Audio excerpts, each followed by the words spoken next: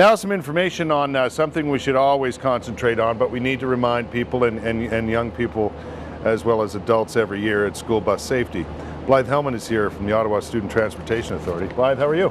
Fine, thank you. I know it's a busy time of year for you, right? Extremely busy this time of year.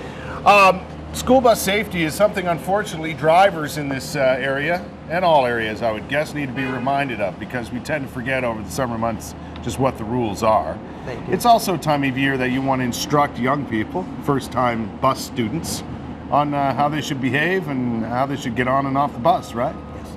We have the School Bus Awareness Day on Sunday. Yes. From 9 till 1, and it's a 45-minute program where we take the little ones, show them a video, 20-minute video, Winnie the Pooh video of how to get on the bus, how to sit on the bus, how to behave, how to exit the bus, how far to walk away from the bus as well. Right. And after they've seen the video, we'll take them out to an actual bus. Yeah.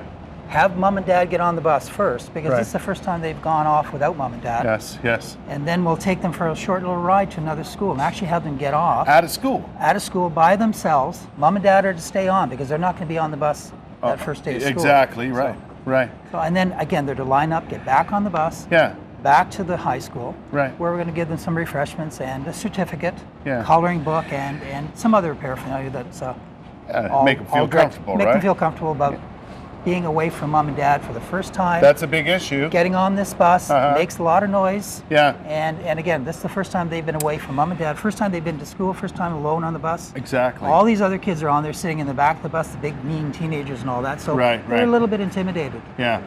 Listen, how do people need to register for Sunday, or what happens? They don't have to register. We take anybody when they show up.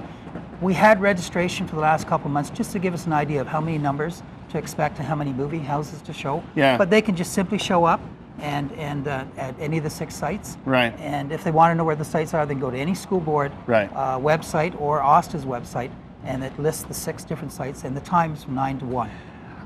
Now, we could get on the bus and you could show me some school bus safety that the kids would go through, but I'm not a kid, I'm a driver.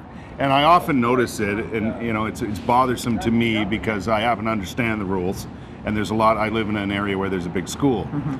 But what should people know, what should drivers know at this time of year to refresh their memories about the rules when it comes to school buses? Just not only school buses, but the kids walking to school as Yeah. well. In and around the school sites, you've got mom and dad that do drive some of the kids. You've got all these buses showing up. And then at nighttime, with a lot of kids getting off, they're going to be rather excited.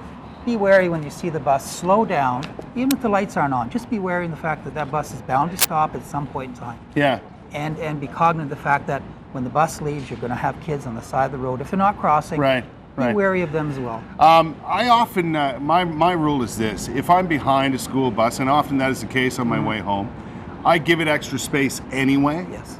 Not when the lights are flashing, but just under normal circumstances, a little bit extra space. But when I see that school bus start to slow down before the red lights come on, I know, in fact, that they're going to stop and let kids out.